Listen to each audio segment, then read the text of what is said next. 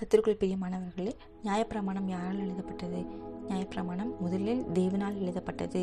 யாத்திராகமம் 31 வசனத்திலே தேவனுடைய விரலினால் எழுதப்பட்ட கற்பலகைகளாகிய சாட்சியின் 2 பலகைகள் என்று கூறப்படுகிறது. தேவனுடைய விரலினால் நியாயப்பிரமாணம் எழுதப்பட்டது. தேவனால் எழுதப்பட்ட எழுத்துக்கள் என்று யாத்திராகமம் 32 வசனத்திலே கூறுகிறது. முதலில் தேவனால் எழுதப்பட்டது, பிறகு மோசேயினால் எழுதப்பட்டது. பூமியில் நடந்த பாவத்தின் நிமித்தம் கூடுதலாக மோசேயிடம் நியாயப்பிரமாணம் கொடுக்கப்பட்டது. அதை தேவன் சொல்ல சொல்ல மோசே ஒரு புஸ்தகத்தில் எழுதினார். இயேசுவானவர் பூமிக்கு வந்ததற்கு பிறகு ஆவியானவர் நியாயப்பிரமாணம் வேண்டாம் என்று அதை ஒழித்தாரா? இல்லை பிரியமானவர்களே.